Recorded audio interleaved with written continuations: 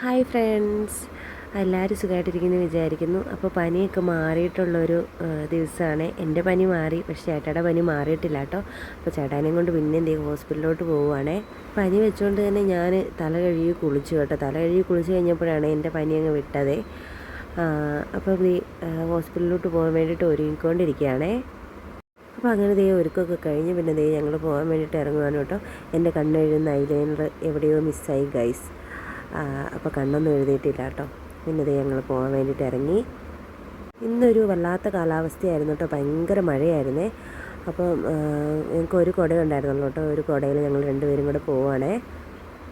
അപ്പോൾ ഈ ഒരു ഏരിയ മൊത്തം നമ്മുടെ ആഞ്ഞിലിയുടെ ഇല വീണ് കിടപ്പുണ്ടായിരുന്നു കേട്ടോ. അതൊരു പ്രത്യേക ഭംഗി പോലെ എനിക്ക് തോന്നി കേട്ടോ. ആ ഒരു ഏരിയ മൊത്തം അതുകൂട്ട് ഇലകളായിരുന്നേ.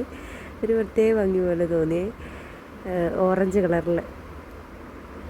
എനിക്കാണെങ്കിൽ മഴയത്ത് ഇങ്ങനെ ഈ പ്രൈവറ്റ് ബസ്സിൽ യാത്ര ചെയ്യാനോ, പ്രൈവറ്റ് ബസ്സിലൊന്നല്ല, മഴയത്ത് എനിക്ക് യാത്ര ചെയ്യാൻ എനിക്ക് ഇഷ്ടമില്ല കേട്ടോ. കാരണം ഷട്ടറൊക്കെ അടച്ചിട്ട് ഭയങ്കര ഒരു വല്ലാത്തൊരു ഇതാണ് അങ്ങനെ യാത്ര ചെയ്യാൻ.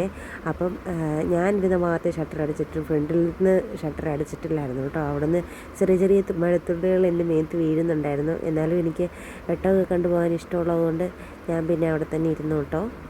അങ്ങനെ അവസാനം ഞങ്ങൾ ഹോസ്പിറ്റലിൽ എത്തിയിട്ട് ഗൈസ്, ഞങ്ങൾ ഹോസ്പിറ്റലിലോട്ട് പോവുകയാണ്. വലിയ തിരക്കൊന്നും ചീട്ടെടുക്കുന്നിടത്ത് അങ്ങനെ അത്ര തിരക്കൊന്നും ഇല്ലായിരുന്നു. പിന്നെ ഡോക്ടറെ കാണാൻ നേരത്ത് അത്യാവശ്യം നല്ല തിരക്കുണ്ടായിരുന്നു കേട്ടോ. ഇപ്പം എല്ലായിടത്തും പനിയല്ലേ, അപ്പോൾ എല്ലാവരും പനിക്കാർ തന്നെയായിരുന്നു കേട്ടോ.